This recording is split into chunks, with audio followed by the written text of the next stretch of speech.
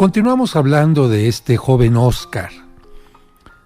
¿Qué pensó Oscar cuando llegó a la fiesta? Lo hemos analizado. Ahora pensemos un poquito en los grupos que vieron a Oscar cuando iba llegando. A lo mejor una chica cuando lo vio pensó, qué muchacho tan atractivo. A lo mejor otro joven pensó, ay, ¿desde cuándo quiero decirle a Oscar que no lo conozco, pero me interesaría que entrara a nuestro equipo de fútbol americano? A lo mejor alguien pensó, ay, estábamos un poco aburridos, pero conocer a una gente distinta de otro grupo que no forma parte todavía de nuestro grupo podrá hacer que las cosas se enriquezcan. Pero lamentablemente Oscar llegó al lugar y se negó a sí mismo el poder compartir, el poder conocer, el poder ampliar su grupo de amigos. ¿Por qué? ¿Hubo alguien que lo haya tomado del brazo y que lo haya sacado a la fuerza? ¿Apareció un monstruo real que lo haya espantado vomitando fuego por sus fauces? No. El gran problema estaba en la mente. Sí, en la mente de Oscar. Él fue el que permitió que una voz interna le dijera, no vas a poder platicar, no vas a poder conseguir una amistad, no eres parte del grupo, ¿qué estás haciendo aquí? Te vas a aburrir, a lo mejor te puede alguien amenazar. Esto de ninguna manera es correcto. Y si a ti te pasa este tipo de cosas, que antes de llegar a una fiesta ya te estás saboteando tu alegría, tu convivencia, tienes que poner atención. Seguramente has escuchado más de una vez la voz interna que te critica, limita y juzga, aún antes de que tú hayas actuado. Pero viene la pregunta, ¿será conveniente que escuches y obedezcas esa voz crítica que frustra tu desarrollo personal? ¿Valdrá la pena abandonar oportunidades maravillosas? ¿Valdrá la pena que abandones, por ejemplo, una fiesta? ¿Valdrá la pena que pagues un alto precio por escuchar la voz del juez crítico? ¿Te ayuda o entorpece a tu felicidad esta voz crítica?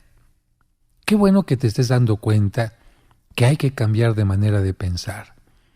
Es probable que en el caso de Oscar, la voz le haya querido evitar el dolor de ser rechazado en la fiesta. Vamos a suponer que esta voz era como la voz de los papás que trataban de evitarle algún problema, como dijimos hace un momento. Le habían dicho de niño, si no conoces a nadie, te regresas. No hables con desconocidos. Si ves que hay personas que no son de tu grupo, mejor te regresas a casa.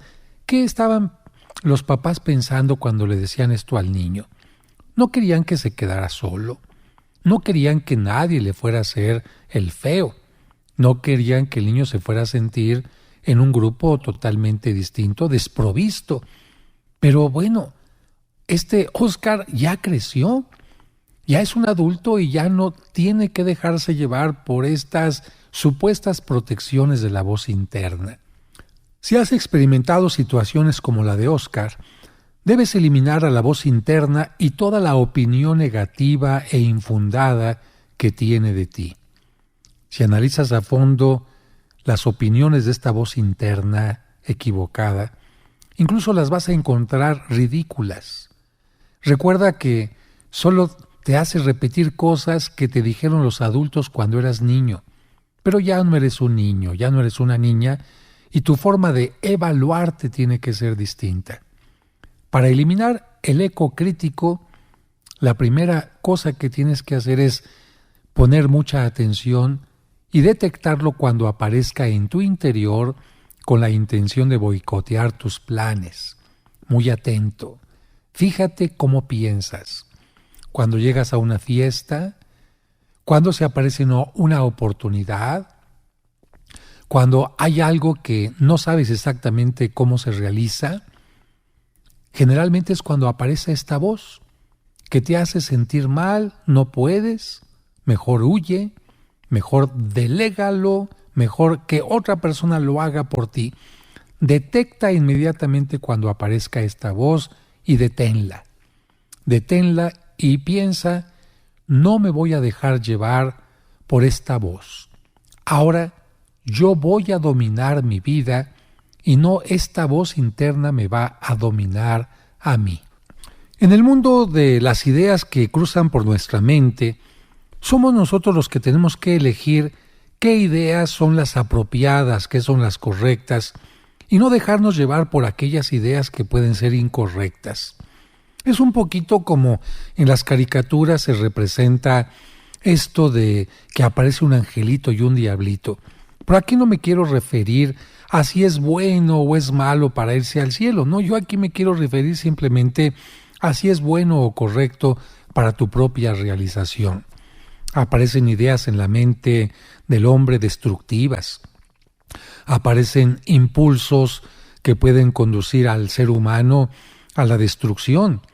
Pero también aparecen impulsos e ideas que te ayudan a un verdadero desarrollo, a un verdadero crecimiento. Y es ahí donde el ser humano tiene que aprender a darle, diría yo, más fuerza a una idea que a otra. Es como si tuviéramos dos lobos en nuestra mente y los dos estuvieran luchando. Un lobo que trata de destruir, otro lobo que trata de construir. ¿A cuál alimentarías tú? ¿A cuál le darías alimento para que se hiciera más fuerte y pudiera vencer al otro? Bueno, la forma de alimentar a nuestras ideas positivas es precisamente subrayándoles, dándole más importancia, de tal manera que poco a poquito las ideas negativas o destructivas vayan saliendo de nuestra mente. Y te voy a poner un ejemplo que un sabio griego ponía ya a sus alumnos desde mucho tiempo antes de Cristo. Este sabio hablaba de dos caballos. Un caballo al que se le educaba con mucha paciencia poniéndole un freno, y su amo, su dueño, lo sacaba a pasear obligando al caballo a que fuera por el camino que el dueño quería. En cambio, otro caballo fue dejado crecer absolutamente sin ninguna educación. El caballo iba para donde quería, no obedecía a nadie, no había aprendido a detenerse, y un día los dos jinetes, el del caballo obediente y el otro, subieron a sus respectivos animales y empezaron una gran carrera. Justamente cuando se iban acercando a un precipicio, los dos descubrieron que estaban a punto de caer al vacío. El que había educado a su caballo simplemente jaló las riendas, aplicó el freno y aunque el caballo relinchó y se puso un poco violento, tuvo que frenar. Y con esto, afortunadamente, ni el caballo ni el jinete cayeron al precipicio. En cambio, el otro jinete, que nunca había enseñado a su caballo a detenerse, pues lamentablemente, juntamente con su montura, cayó hacia el abismo. Este cuento me parece muy adecuado porque es como si en nuestra mente nosotros tuviéramos que poner cierto freno. Es como si en nuestra mente nosotros tuviéramos que decirle, hasta aquí te permito que llegues. No voy a permitir que vayas a otros niveles o transgredas determinadas cosas porque son incorrectas para mí, para mi desarrollo, para el respeto a los demás. Y estoy seguro que tú lo has hecho en muchas cosas porque todos los seres humanos tenemos impulsos y de repente nos dan ganas, cuando alguien nos hace enojar, nos darían ganas de matarlo o nos darían ganas de destruirle a alguna persona que nos ha ofendido su automóvil o nos daría a lo mejor ganas por los impulsos sexuales que tenemos de acercarnos a una persona y ocasionarle daño. Sin embargo, ¿por qué tú y yo nos detenemos? Porque precisamente hemos ido educando a nuestra voluntad para que nuestra vida tenga un orden. Te voy a poner un ejemplo muy sencillo. ¿Cuántas veces ha sonado el despertador en la mañana y tú de repente dices, hoy no me levanto, hoy no voy a trabajar, hoy me quedo aquí acostado en la cama? Es un primer impulso. El cansancio, una desvelada, un dolor de cabeza, hacen que tu mente empiece a decir: estas son las órdenes que te doy, te quedas en cama, vas a levantar el teléfono, vas a inventar un pretexto y se acabó. Sin embargo, una parte de tu mente empieza a decirte: a ver, creo que esto no es correcto, creo que puedes perder el trabajo, creo que tienes una responsabilidad en este momento y por lo tanto, aun cuando tengamos un poco de sueño, aun cuando sintamos un poco de flojera, nos levantamos para cumplir con una responsabilidad. También, por lo que algunas personas me han comentado, hay ocasiones en que un hombre casado de repente tiene la oportunidad de tener una relación pasajera y fugaz con otra mujer y sin embargo en su mente aparece una voz que le dice: con esto puedes tener tú problemas, con esto puedes perder tu familia, el respeto de tus hijos, con esto estás abusando de una mujer que en este momento a lo mejor se siente sola, con esto estás poniéndote en peligro de contagiarte de alguna enfermedad o algo así. Y entonces también en este caso la persona se detiene, es decir, está educando a su voluntad para que sea la voluntad la que le obedezca a la persona y no la persona la que obedezca a ideas locas, a impulsos locos o a cosas que puedan destruir. En este sentido es como estamos diciendo que vamos a tratar de educar a nuestra mente para que lejos de obstaculizar nuestro desarrollo nos ayude a ser mejores personas.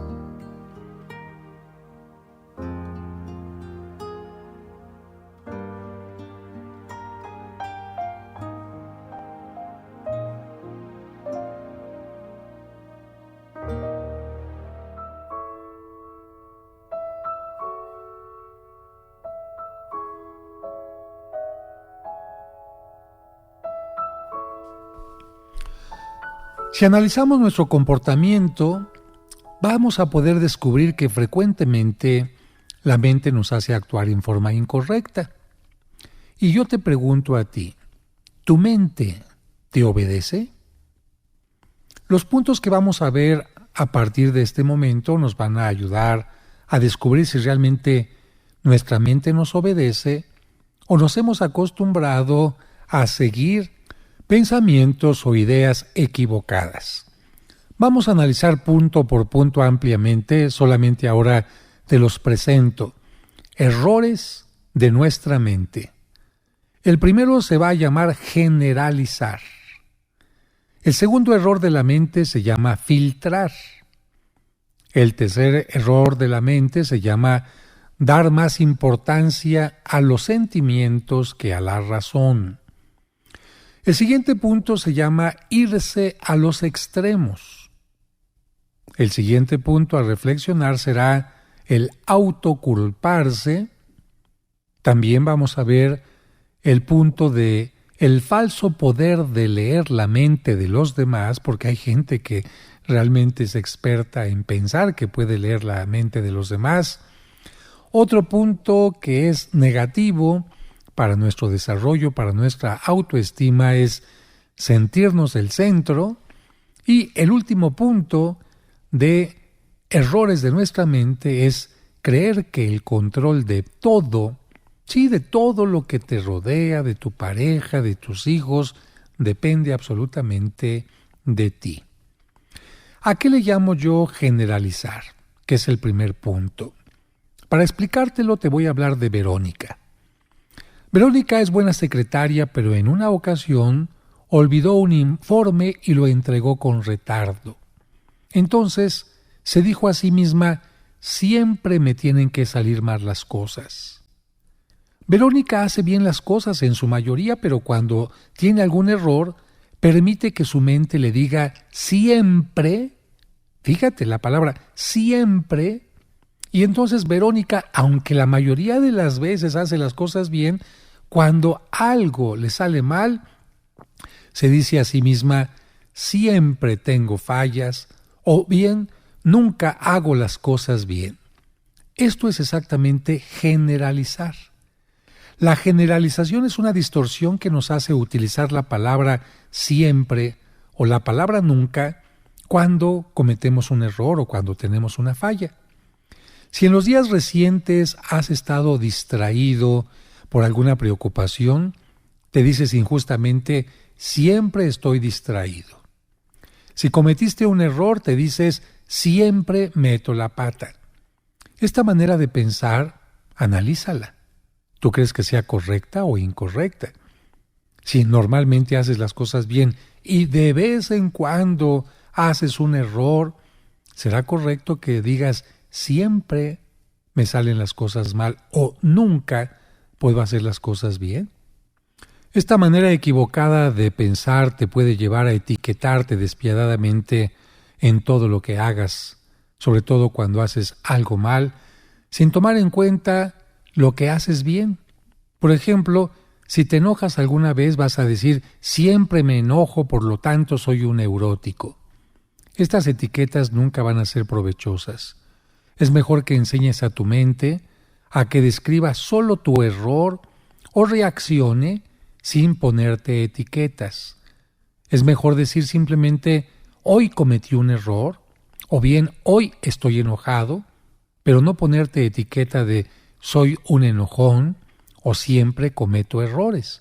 Simplemente se acepta el error, se acepta la equivocación, se acepta que en este momento estás enojado o que te alteraste, pero eso no significa que siempre estés enojado o que siempre te equivoques.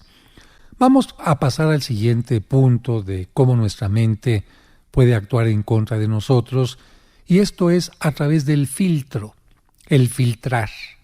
¿Y qué mejor ejemplo que hablar de pasta? Cuando el espagueti se pone en un colador, este solo deja pasar el agua, pero retiene la pasta, ¿no? Pues algo semejante sucede con la mente de Marcos. Cuando le dicen que hizo algo bueno, no se lo cree. Pero cuando lo critican por algo malo, inmediatamente acepta el comentario. ¿Qué es lo que pasa con Marcos? Su mente se acostumbró a filtrar lo positivo y solo le hace creer en lo negativo. Esto le causó baja estima. Como Marcos, hay muchas personas que solo aceptan los comentarios negativos y lamentablemente filtran los comentarios positivos. Cuando les dicen una alabanza, un piropo, cuando les reconocen algún esfuerzo, haz de cuenta que ellos son sordos y que no son capaces de escucharlos. Hay quienes incluso se sienten mal cuando les dicen, oye, hiciste un buen trabajo, o alguna cosa como, oye, qué bonita ropa tienes, o cuando les dicen, te ves muy bien.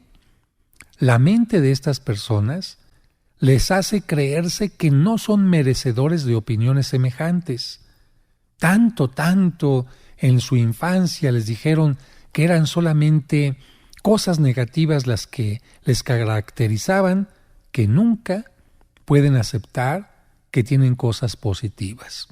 Y atención solamente a los padres de familia, yo quisiera repetirles, es bueno que cuando un hijo tenga alguna cosa negativa, se la señalen para que la corrija, pero también es bueno que cuando su hijo o su alumno, en el caso de los maestros, tengan alguna cosa positiva, por favor, hay que reconocerla, hay que subrayarla. Es cierto que hay padres de familia que dicen, es que esa es su obligación, el hacer el bien, por eso solamente yo le corrijo cuando algo hace mal. Pero yo creo que esto es una cosa desequilibrada. Una buena educación, una buena autoestima es enseñar al niño sus errores y enseñar al niño también sus lados positivos. Si el niño crece únicamente aprendiendo, conociendo sus partes negativas, de joven o de adulto, va a filtrar todo lo positivo que le digan los demás. El tercer punto para educar a nuestra mente en una forma correcta es dar más importancia a los sentimientos que a la razón. Esto no es positivo. Vamos al ejemplo. Carla es muy buena en las competencias de atletismo. Su cuerpo está en buena condición y tiene el entrenamiento adecuado. Cuando corre sola, obtiene tiempos excelentes. Sin embargo, cuando se presenta una competencia, siente, y quiero subrayar aquí, siente que no puede obtener un triunfo. Se deja llevar por sus sentimientos y miedos y prefiere no competir. No se da cuenta de que todas las competidoras tienen miedo, pero con su razón son capaces de vencerlo. Una persona con sana autoestima es capaz de controlar sus emociones y no es como Carla. Por el contrario, alguien con baja autoestima permite que sus emociones o sus sentimientos dominen su mente y su razón. Una persona con baja autoestima interpreta la realidad mediante los sentimientos, llegando a la falsa conclusión de que una persona es lo que siente. Si se siente menos, significa que es menos. Si se siente rechazada, significa que es una persona desagradable, o si se siente mal, significa que está mal. A ver, otro ejemplo. Una madre de familia tiene que llamar la atención a sus hijos porque habían quedado en cumplir determinadas tareas en el hogar. Los hijos no han cumplido ni siquiera con lo mínimo. Y la madre de familia les tiene que llamar la atención en forma enérgica. Ella no es una mala madre. Ella trata de hacer que los hijos sientan el cariño, pero también quiere que ellos aprendan a ser responsables. Lamentablemente, la madre tuvo que llamarles la atención una vez, y como ellos no reaccionaron, tuvo que ponerles un castigo que fue evitarles que fueran a una fiesta. Bien, cuando los hijos empiezan a sentirse tristes, incluso a uno de ellos a llorar porque tenía muchas ganas de ir a esa fiesta, la madre siente que es una mala persona. ¿Por qué? Los sentimientos le hacen sentirse mal. Yo te preguntaría a ti, ¿porque ella se sienta mal, significa que estuvo mal su decisión? Claro que no. A veces tenemos que sentirnos mal porque tenemos que tomar una acción ante algún problema, pero eso no significa que estemos mal. Por ejemplo, un jefe tiene que correr a un empleado porque le robó y se aprovechó de él. Y aunque el jefe se siente triste porque hay alguien que se quedó sin trabajo, no significa que su acción esté mal. Una persona, a lo mejor un juez, tiene que meter a alguien en la cárcel porque cometió un delito y porque lamentablemente esto lo pide la ley. Y sin embargo, no porque el juez se sienta mal significa que su acción fue negativa.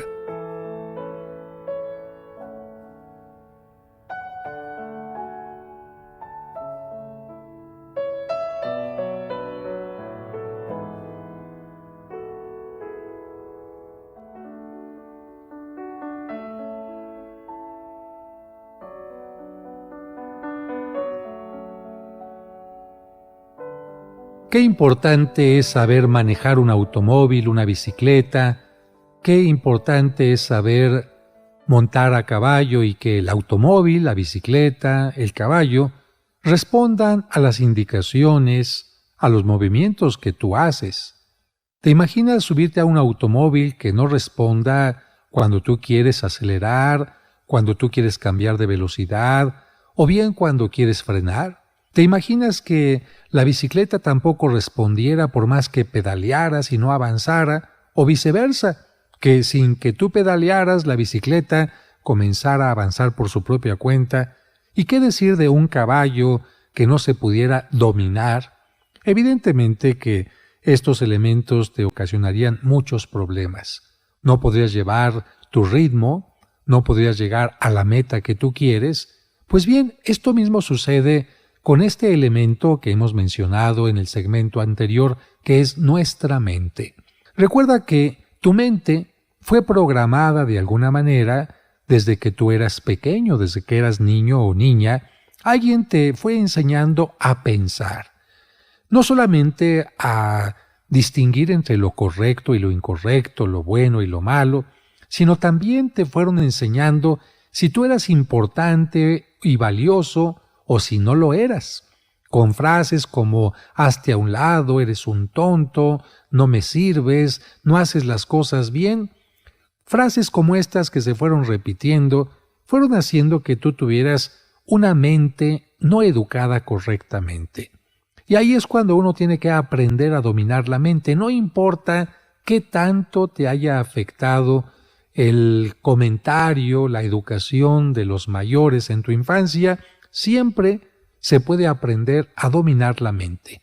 Imagínate que un caballo, cuando era pequeño, no lo domesticaron. No por eso no hay posibilidades de que el caballo pueda tener un control en un determinado momento. Claro que se puede.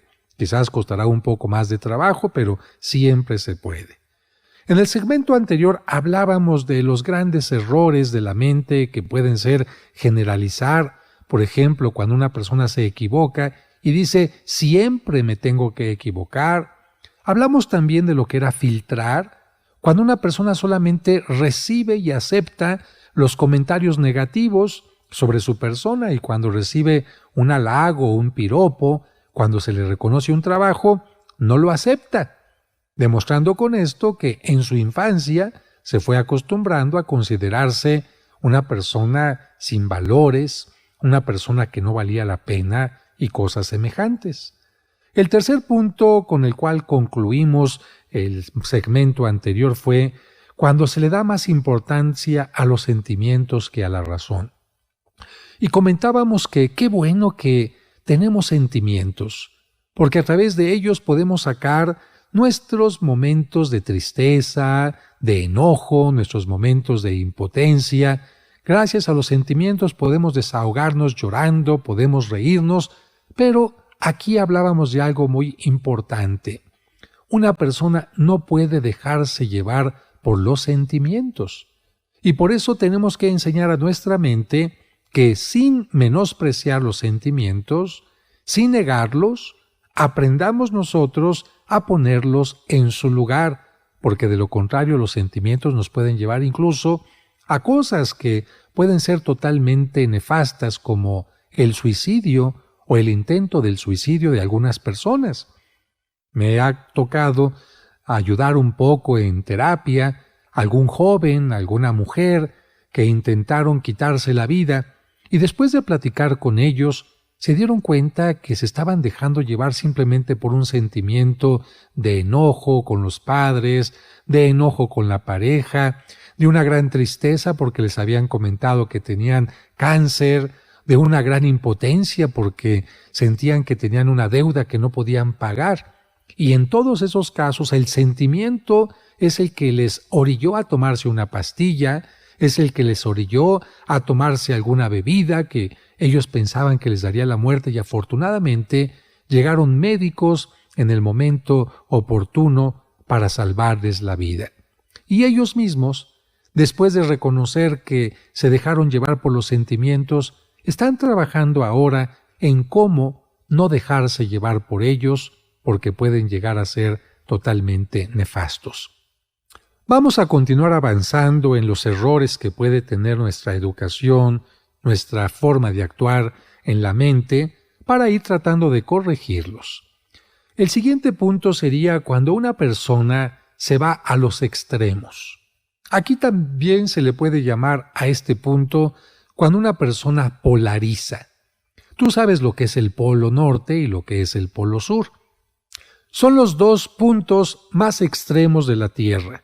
En ese sentido, la palabra polarizar significaría ir desde un extremo hasta otro.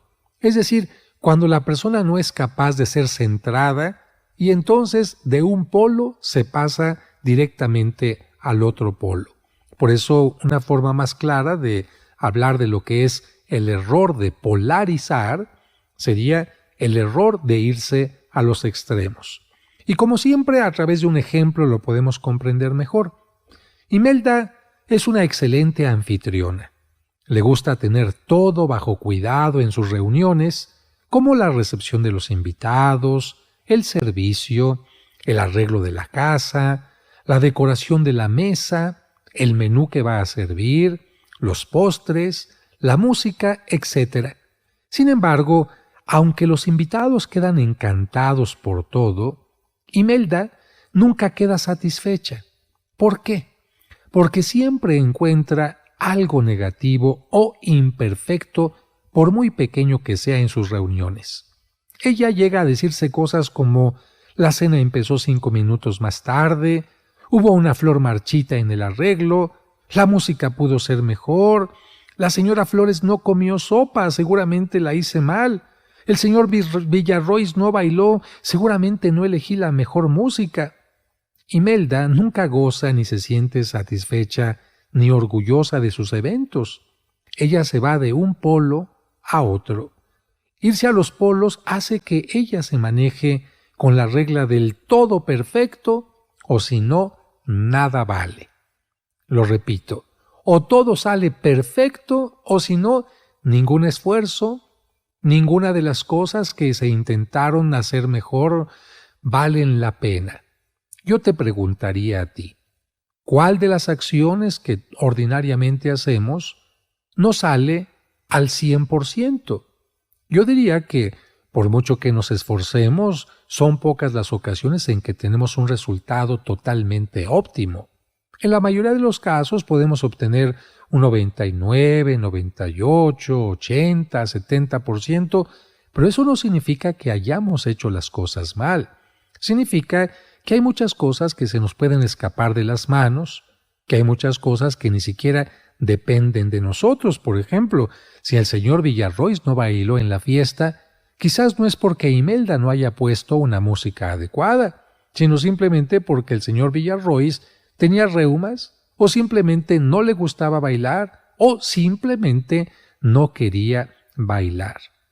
Con esta regla de el ser extremista, irse de un polo a otro, no hay puntos intermedios de valoración, por lo que cuando en un proyecto algo te falla, pues te juzgas como que todo está mal. Cuando no se consigue el resultado esperado, piensas que todo falló y no hay nada positivo que valorar. Esta manera de ver las cosas hace que las personas pierdan autoestima porque no tienen la habilidad de valorar ni las cosas buenas ni los logros. Lejos de ver todo el conjunto, ven el granito quemado del arroz. Lejos de ver toda la sinfonía en su complejidad, ven únicamente una nota que estuvo desafinada, y esto no es correcto. Una cosa es ser perfeccionista, es decir, querer buscar la perfección, querer buscar el crecimiento, la mejoría, el desarrollo, pero otra cosa es que esto se pueda obtener todos los días. Pero hay una cosa interesante que nos puede ayudar mucho también en esto. En la mayoría de los casos, cuando analizamos nuestra vida, nos daremos cuenta que, comparando nuestra vida actual a cuando éramos pequeños, adolescentes o jóvenes, hemos crecido no solamente en conocimientos, en experiencias, en habilidades, en decisiones. Esto me parece que es lo que tendría que tener presente una persona que es extremista. Lejos de fijarse en sus defectos, que se fije en sus grandes avances, en sus grandes logros. Un punto importante para la autoestima. No te vayas a los extremos, no seas extremista. El otro punto que vamos a tratar en breve es el de autoculparse. No es raro que algunas personas se echen la culpa de todo lo que sucede a su alrededor, incluso cosas de las cuales no son responsables.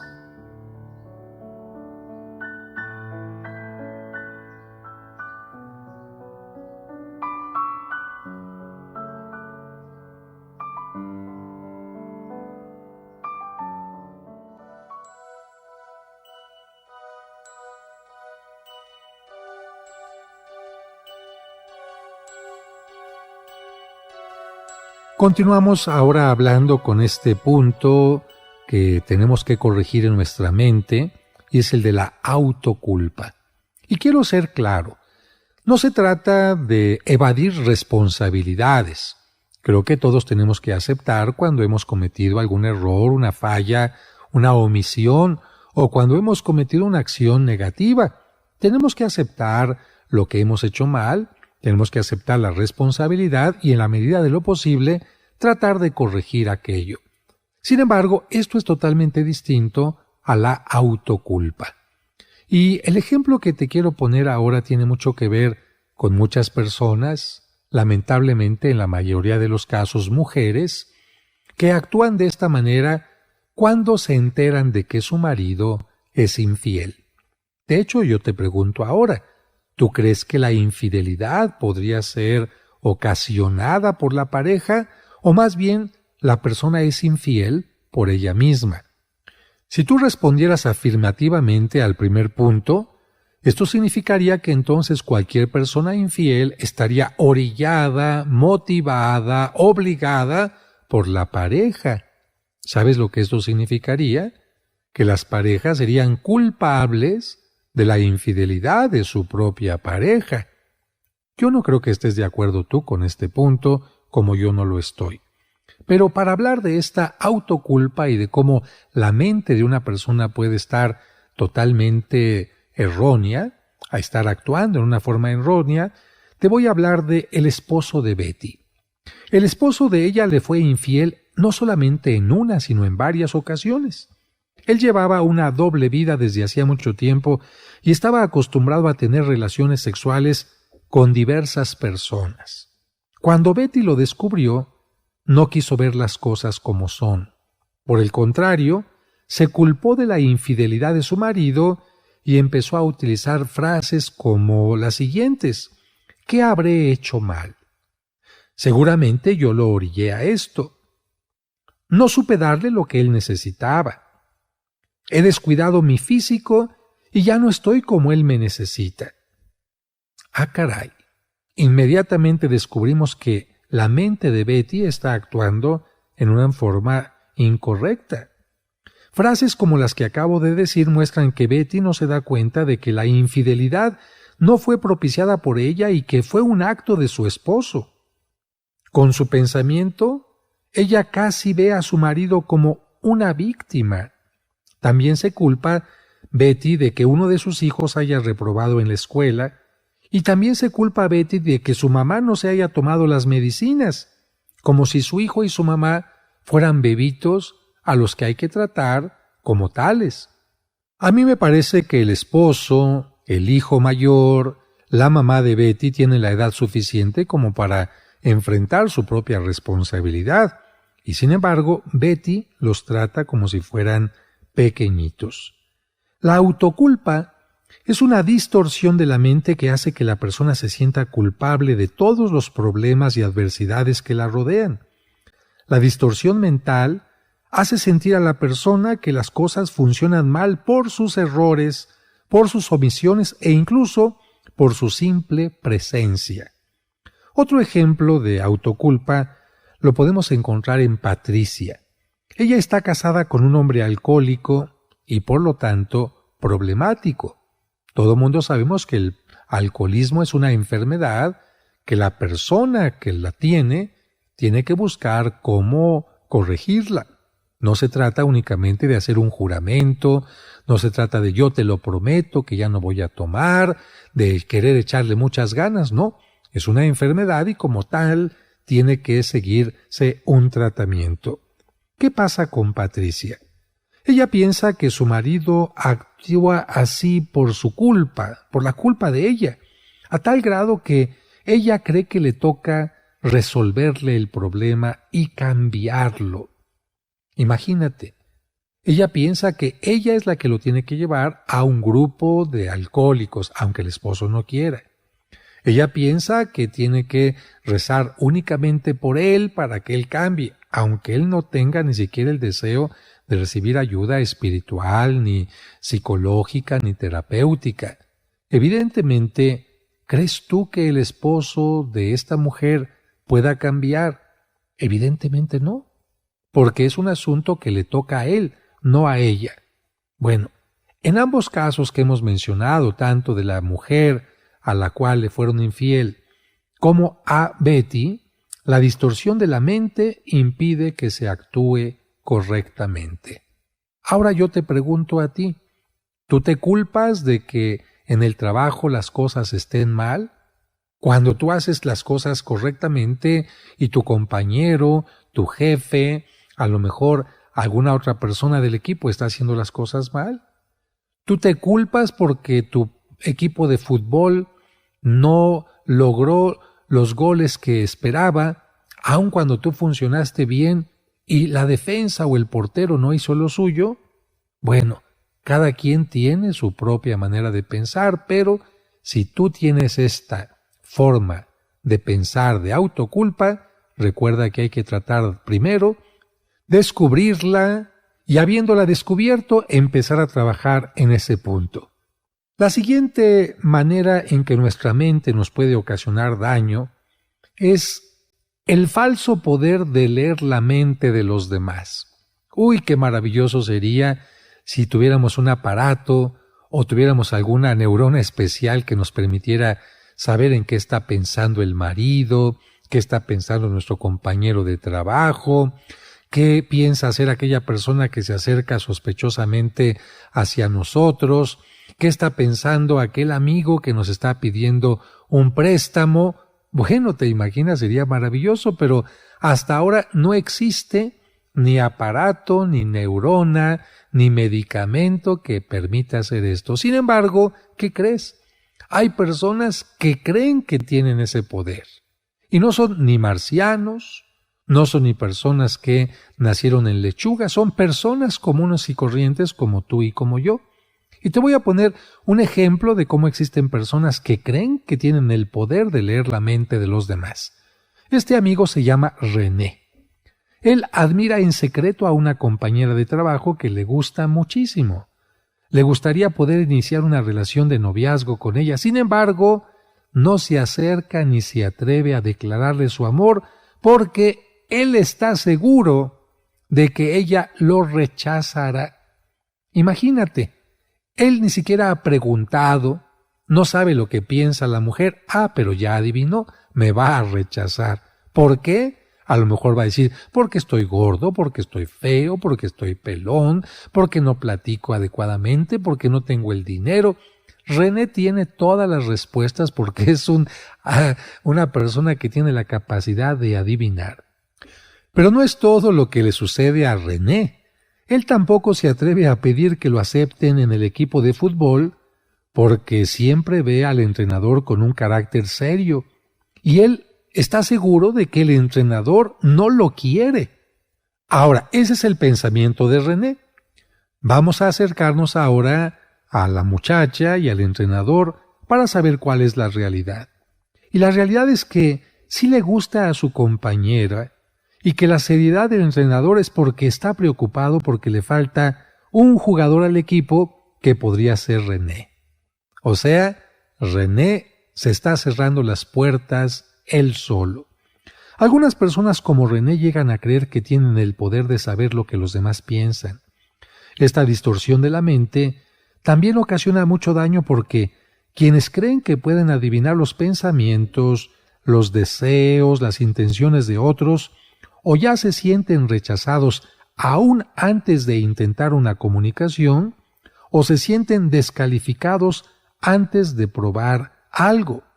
Aquella persona que no pide un aumento porque ya sabe, ya adivinó que no se lo van a dar. ¿Por qué no hacer un esfuerzo? Total, si el jefe te va a decir que no se puede, por lo menos intentaste. ¿Por qué no preguntarle a aquella muchacha si quiere ser tu novia? Si te dice que no, por lo menos ya lo intentaste. Pero ¿qué tal que te dice tu jefe que sí? ¿Qué tal que te dice la muchacha que sí? ¿Cuántas veces te ha pasado a ti, querido amigo o amiga, esto? Como que has intentado adivinar, como que te sientes con el poder de adivinar, pero yo te diría, esto no funciona. Mejor acércate a las personas, cerciórate de sus pensamientos, sus sentimientos, sus deseos, sus necesidades. Es mucho más fácil que adivinar.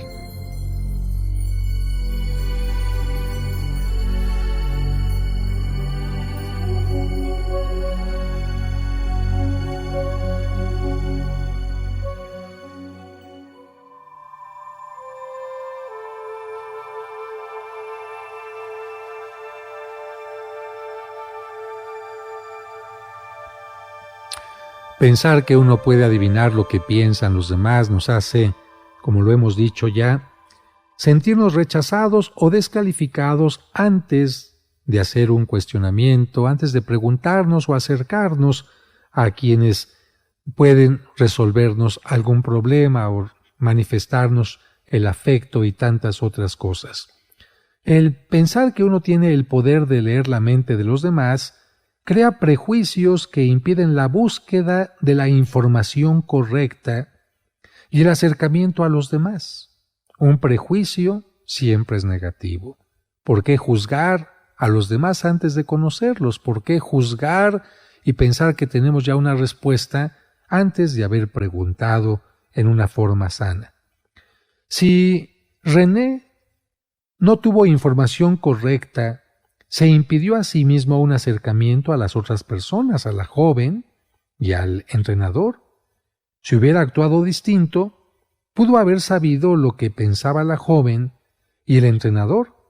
Quizás pudo haber recibido una respuesta negativa a sus deseos, pero aún así sería una respuesta que le daría mayor certeza. Conclusión de este punto. Nadie puede adivinar lo que los otros piensan o sienten, por eso es necesario reeducar a tu mente para que preguntes o busques la información correcta sin sacar conclusiones anticipadas. Avanzamos un punto más y conocemos otro error de nuestra mente, una manera equivocada en que nuestra mente nos hace actuar, y es sentirse el centro. Sentirse el centro. ¿Cómo te explico este error de la mente? Pues con el siguiente ejemplo. En una fiesta, Walter se negó rotundamente a bailar con su novia. Por más que ella le insistió, él se rehusó. Dijo que prefería no hacerlo porque apenas estaba aprendiendo. Walter sentía que si se levantaba a bailar, los cientos de asistentes voltearían a mirarlo inmediatamente. La verdad es que los invitados tenían su atención en muy diversas cosas. Sin embargo, Walter prefirió aburrirse y no dar oportunidad a que todo el mundo, según él, se enterara de que estaba aprendiendo a bailar. Más tarde, se levanta a saludar a un grupo de amigos que platican muy animosamente, y justo en el momento en que él se les acerca, los amigos se ríen por un chiste y luego guardan silencio. Walter, al escuchar aquella risa, cree que estaban hablando de él y por eso se callaron. La verdad es que él no era el centro de atención. Sin embargo, él quiso pensar que la risa de aquellos compañeros cuando él se iba acercando era por él y que cuando se callaron porque él se iba acercando. Eso significa sentirse el centro de las cosas. Que todo lo que está pasando en el salón de baile está centrado en Walter. A mí me parece que esto no es correcto, pero continúo con el ejemplo. Al querer regresar a su mesa, Walter se siente peor porque ve desde lejos que su novia platica con sus amigas y se ríe. Walter se vuelve a sentir el centro y cree que se están burlando de él. Yo diría que la mente de algunas personas como Walter puede engañarlos y presentarles en forma distorsionada la realidad, haciéndoles sentir que son el centro de atención, que todas las miradas, silencios, risas o comentarios negativos están dirigidos a ellas, que todos las observan y hablan de su persona. Esto los predispone, los hace sentirse perdedores, compararse en forma negativa con los demás y tomar una actitud violenta y defensiva. Analicemos un poquito. ¿Tú crees que si Walter se levantaba a bailar, todos los que estaban en la fiesta lo iban a voltear a ver? No. ¿Tú crees que cuando Walter se acercó a aquella mesa donde se estaban riendo y después se callaron de repente, todos estaban hablando de Walter? No. ¿Tú crees que cuando Walter desde lejos vio a su amiga, a su pareja, platicando con otras amigas que se reían, ¿tú crees que las amigas estaban riendo de Walter? No. Sin embargo, él quiso sentirse el centro de todo lo que estaba pasando ahí y todas las burlas, todas las risas, todo lo que estaba pasando, él pensaba que era por él. Si tú actúas de esta manera, trata de decirle a tu mente que hay muchas cosas que las personas hacen sin ponernos en el centro de su vida. Simplemente las personas se ríen, actúan, caminan por distintas razones y no porque se estén burlando o buscando a una persona para que sea el centro de su vida. El siguiente punto que tenemos que reflexionar, y sería el último para analizar cómo nuestra mente puede actuar en contra de nosotros, es el creer que el control de todo depende de nosotros. Hace algunos años hubo una película que se llamaba El jardinero. Yo la vi en Italia y se llamaba Oltre il giardino, donde una persona de poca facultad mental vivía en una casa. Y en esa casa tenía un control, y nunca había salido de aquella casa, tenía un control de televisión. Y él simplemente pues le cambiaba a la televisión de un canal a otro y pensaba que eso era el mundo. En un momento determinado lo corren de aquella casa y él se va con el control. Y va caminando por la calle y lo quieren asaltar unas personas, ¿y qué crees que hace? Saca el control y trata de cambiarle. Evidentemente que él no puede hacer eso con un control remoto.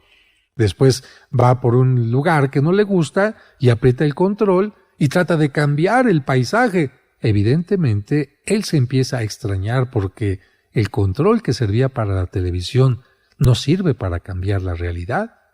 Bueno, pues hay personas que, lamentablemente, más allá de lo que podría ser de ficticio en esta película que te comento, hay personas que creen que tienen el control de todo, más aún que todo lo que está sucediendo a su alrededor, su esposa, su esposo, su hijo, el clima, el éxito en el partido de fútbol, depende de ellos. Y vamos a poner algunos ejemplos. Sofía es una madre que siente que todo el éxito de su familia depende de ella. Por eso, no cumple solo con sus responsabilidades, sino también siente que le toca hacer la parte que los demás no hacen. Aunque su esposo tiene tiempo libre y sus hijos también pueden ayudar en los quehaceres de la casa, ella acepta cargar con todo el trabajo para que las cosas funcionen bien. Si su esposo llega tarde al trabajo, ella se siente culpable porque no lo despertó. Si sus hijos jóvenes no tienen la cama, ella siente que le toca hacerlo por ellos. Si su amiga enferma no va a ver al médico, ella siente que tiene que llevarla. Si su suegro es alcohólico, ella cree que le tiene que resolver el problema. Como no puede controlar la vida de todos, esta mujer, Sofía, termina cansada, molesta y con una baja autoestima. Quien tiene autoestima sabe que sus responsabilidades son limitadas y que puede controlar sus acciones, pero no la de los demás.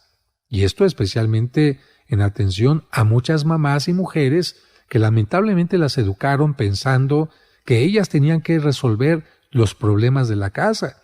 Y por eso hay personas que, aunque el marido sea el del problema en la casa, ellas piensan que tienen que resolver el problema de pareja.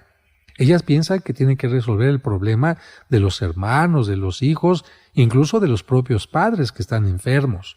Hay que cambiar este tipo de mentalidad. ¿Por qué? Porque quien tiene baja autoestima por una distorsión de la mente puede sentir que es responsable de todo lo que le pasa a su alrededor. Esta distorsión, te habrás dado cuenta, es semejante a la autoculpa en la que la persona se culpa de todo lo negativo. Pero en este caso, en el caso de sentir que uno tiene el botón de control, las personas se llenan de angustia porque creen que todo lo que sucede a su alrededor depende de ellos, como si tuvieran un control remoto para manejar todo lo que les rodea. Quien tiene esta distorsión no es capaz de distinguir entre sus responsabilidades y las de los otros, por lo que tratan de hacer lo que los otros no hacen, o bien sienten que es su obligación resolver los problemas de otros. Cuando alguien se deja llevar por esta distorsión y algo o alguien no corresponde a lo que esperaba controlar, la persona actúa contra su propia autoestima pensando que es una persona inútil. Por ejemplo, si el esposo llegó tarde, soy una inútil porque no lo desperté. Si mi hijo reprobó en la escuela, soy una inútil porque no le enseñé a estudiar. Si mi hijo es alcohólico o drogadicto, soy una inútil porque no lo estuve cuidando las 24 horas. Si la casa no le gustó el color que puse a los visitantes, soy una inútil porque no supe elegir el color adecuado, etc.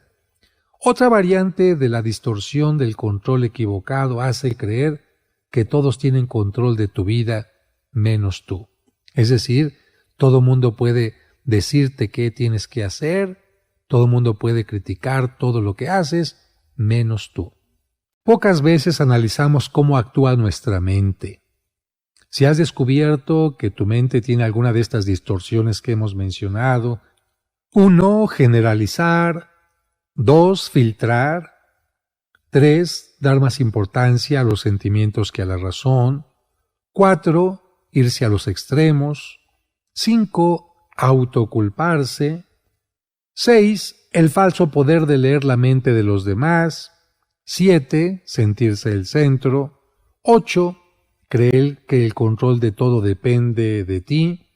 Pues entonces tienes que hacer un ejercicio constante para detectar en primer lugar estos errores de tu mente y así comenzar a corregirlos. Recuerda que esto no se puede cambiar de la noche a la mañana, pero sí se puede cambiar con constancia y detectando siempre cuál de estos errores es el que más tienes.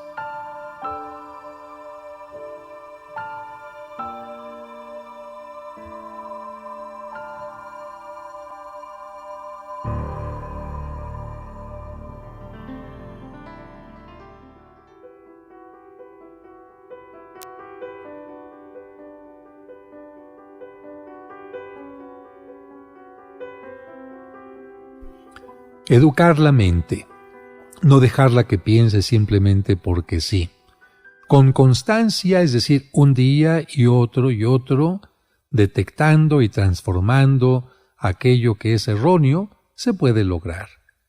¿Por qué? Porque los juicios sanos, objetivos, balanceados y sin distorsiones dañinas pueden aumentar tu autoestima y mantener alejadas cosas como la angustia y la infelicidad.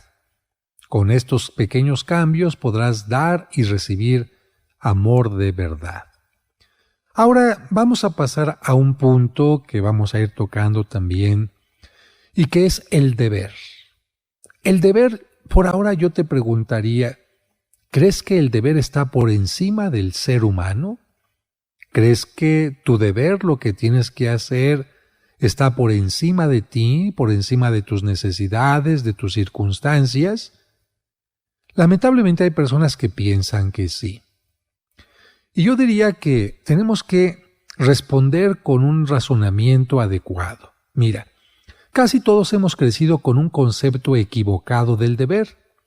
¿Por qué? Porque nuestros padres y educadores, con el afán de que aprendiéramos a hacer el bien y lo correcto, insistieron mucho en frases como debes ser un buen hijo, nunca debes de enojarte con tus hermanos, debes ser un buen estudiante, nunca debes negar un favor, no debes faltar a clases, etc.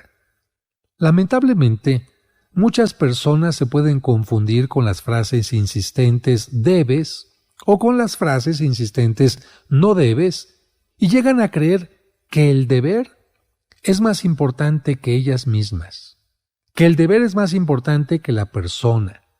En esos casos se llega a pensar que es más importante cumplir la ley del deber que realizarse como persona.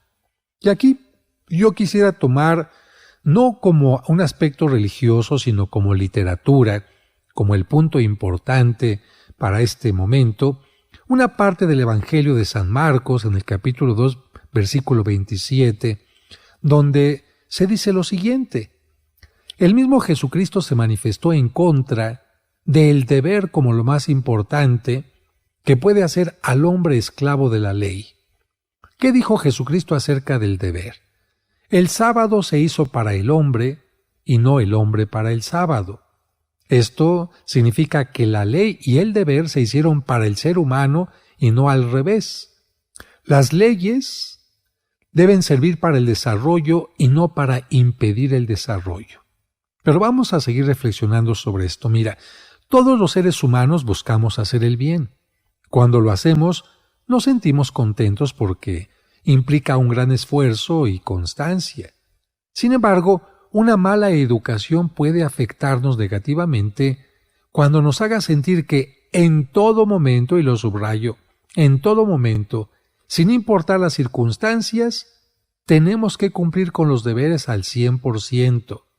Esta mala educación de que siempre, en todo momento, por encima del ser humano, por encima de su salud, por encima de sus capacidades, tiene que cumplir con sus deberes, le hace sentirse obligado a cumplir y a dar, aun cuando por limitaciones como las que he dicho, enfermedad, falta de tiempo, carencia económica, etc., no tenga la posibilidad de hacerlo. Vamos a poner un ejemplo.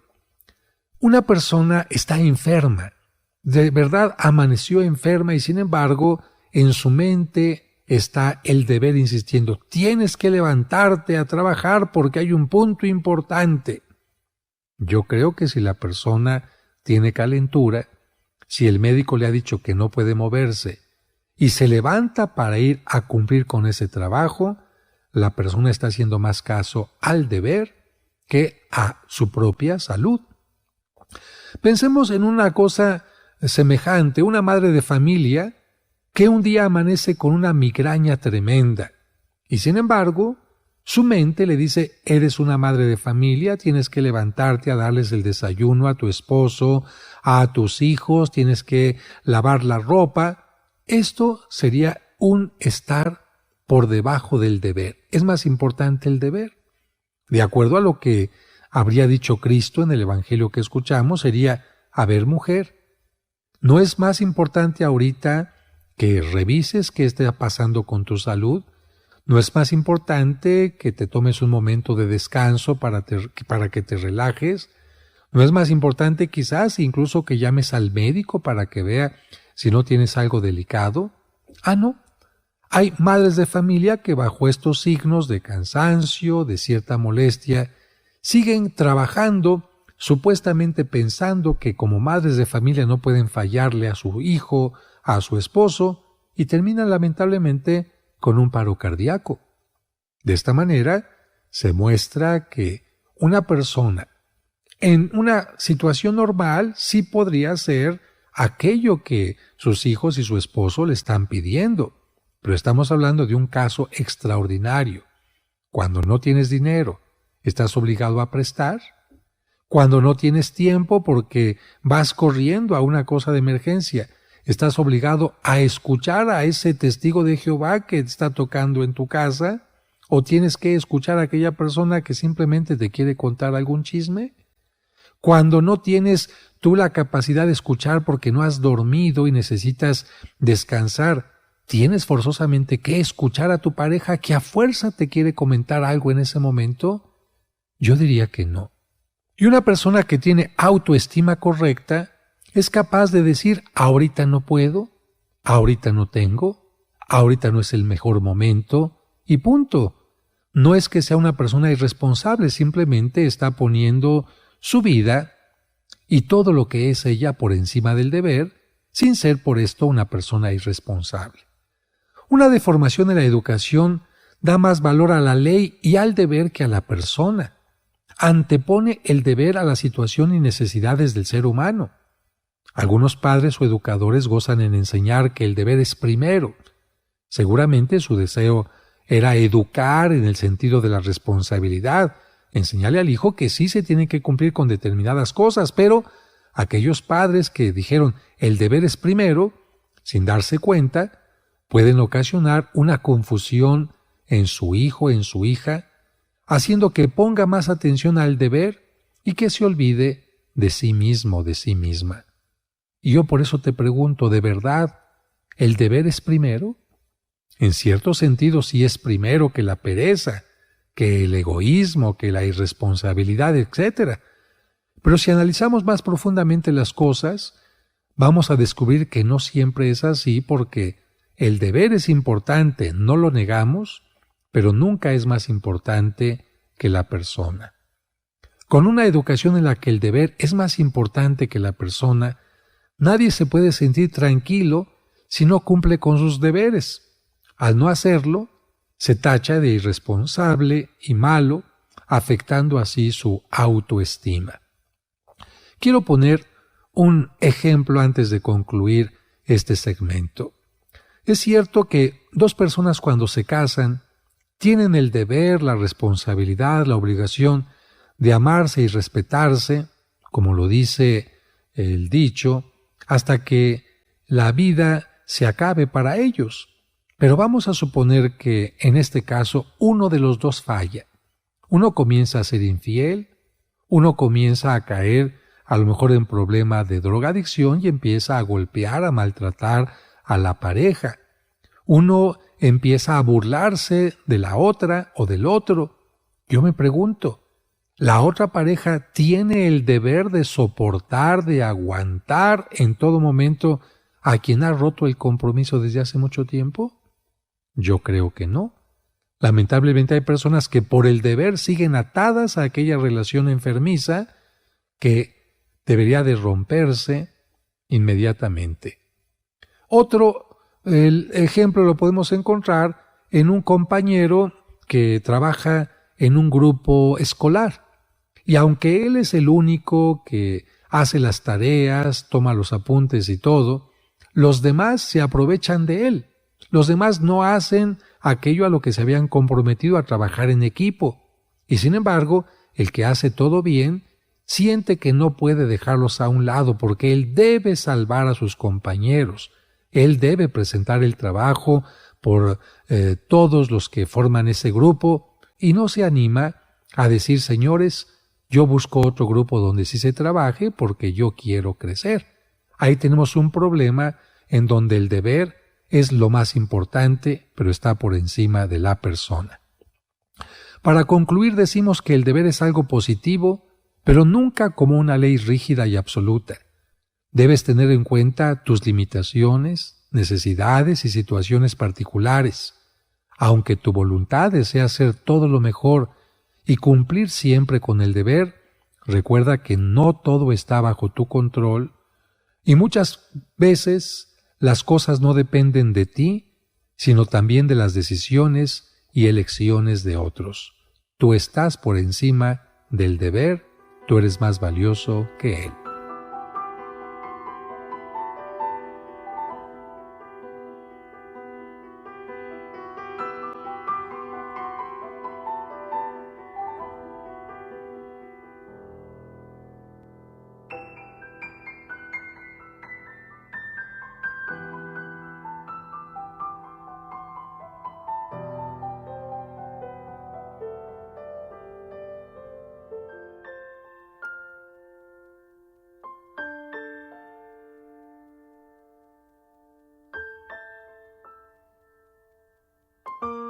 Hemos estado hablando de buscar el bien y también de seguir el deber. Creo que estas dos cosas pueden conciliarse perfectamente cuando entendemos cuál es la finalidad de cumplir con un deber. En tu infancia te educaron tratando de que te convirtieras en una persona de bien, que cumplieras con responsabilidades, que hicieras las cosas en las que tú te comprometías, que trataras de ser responsable con aquellas personas con las cuales ibas adquiriendo compromisos. Esto es algo muy bueno, muy positivo, que sin duda ayuda a que las personas podamos hacer nuestra parte para que la sociedad crezca de la mejor manera. Sin embargo, en ocasiones nos confundimos con el deber, y especialmente cuando el deber entra un poquito en choque con nuestra propia necesidad. Por ejemplo, en alguna ocasión una persona puede estar enferma y sin embargo el deber le dice que tiene que ir al trabajo. ¿Cómo se resuelve este asunto? En alguna otra ocasión, como lo mencionábamos en el segmento pasado, alguien a quien tú aprecias mucho te pide un préstamo, pero tú en realidad no tienes sino solamente para pagar la renta de tu propio departamento. ¿Qué haces? ¿Le prestas o no le prestas? Debes de ayudar al amigo, como te lo han dicho desde la infancia, o en esta ocasión tienes que pensar en tus propias necesidades. Creo que con el segmento anterior nos ha quedado muy claro que el deber es algo positivo, pero no cuando se toma como una ley rígida, sino cuando se va adecuando también a tus posibilidades, a tus tiempos, y esto permitirá que tú puedas cumplir con ayudas, responsabilidades, quehaceres, sin afectar tu salud, sin afectar tu vida económica, sin afectar tu vida social o cosas por el estilo. Vamos a poner un ejemplo más del deber. El jefe te pide que te quedes más tiempo y tú tienes ya una cena bien organizada con tu familia por un evento muy especial. Sabemos que el trabajo es importante, sabemos que el jefe te está dando un trabajo y que tienes beneficios, pero por otra parte, las personas que van a llegar a tu casa, los familiares lejanos, no tienen otra oportunidad de venir a México y todo está perfectamente concertado para que ellos se sientan bien recibidos. ¿Qué hacer ante estas dos cosas? El deber ser responsable en el trabajo o también, por otra parte, la necesidad y hasta cierto punto el deber de ser parte de tu familia. Creo que en este tipo de casos es cuando nos puede ayudar esta reflexión que estamos teniendo en el momento. Para ayudarte a comprender cómo actuar ante casos como los que estamos mencionando, te voy a pedir que te imagines a tu deber como una persona, en este caso, intolerante. Imagínatelo como un señor gordo, peloncito, con un látigo en la mano, al que no le importas tú, sino le importa únicamente tu deber. No le importan tus necesidades, tus sentimientos, no le importa tu situación económica, no le importa si estás enfermo o sano, no le importa tu edad, no le importa absolutamente de nada de ti, solamente le importa el que tú cumplas las cosas, como si el deber fuera lo más importante. El intolerante debes es un tirano así que quiere obligarte a cumplir esas reglas sin tomar en cuenta tus necesidades, posibilidades o situaciones personales. En ese caso, el deber, lejos de ser un amigo, es un tirano. Las personas de los ejemplos que te voy a dar ahora se dejaron dominar por el intolerante señor deber y él logró disminuir su autoestima. Vamos a ver si tú puedes ayudarlos. Te voy a ir poniendo los ejemplos y tú me vas a ayudar a que estas personas también puedan encontrar en qué está su error. El primer caso. Jorge no asistió a la fiesta de un amigo que cumplía años en una ciudad lejana. Inmediatamente apareció en su mente don deber, don debes, y lo hizo sentir mal. Lo recriminó duramente por no haber visitado a su amigo en una ocasión tan importante. Ahí estaba en su mente el deber diciendo, ¿cómo es posible? Es un buen amigo siempre debe visitar a sus amigos, un buen amigo nunca debe faltar a una invitación de quien lo ama, debiste dejar a un lado todo para asistir a la fiesta, eres un mal amigo. La voz de don Debes hace que Jorge se sienta culpable, mal amigo y mala persona porque no cumplió con su deber. El señor deber, el señor Debes, logró disminuir la autoestima de Jorge. Vamos a ayudar a Jorge un poquito. Vamos a pedirle a Jorge que analice su situación personal y vea las causas reales de por qué no asistió a la fiesta del amigo. Si así lo hace, Jorge descubrirá que no pudo visitar a su amigo por diversas razones. Primera, pocos recursos económicos para el viaje. No tenía dinero. Por otra parte, no obtuvo el permiso en su trabajo y además estaba enfermo del estómago. Jorge también descubre que no es mal amigo porque siempre que puede, siempre que tiene dinero, visita a su amigo, solo que en esta ocasión tuvo impedimentos. Al reflexionar sobre estas situaciones, Jorge se da cuenta que don deber exige hacer las cosas a toda costa sin tomar en cuenta su situación personal y lo quiere obligar a hacer algo simplemente por el deber. Don Debes quería bajar su autoestima, pero gracias a nuestra ayuda, Jorge mantuvo su autoestima en forma correcta.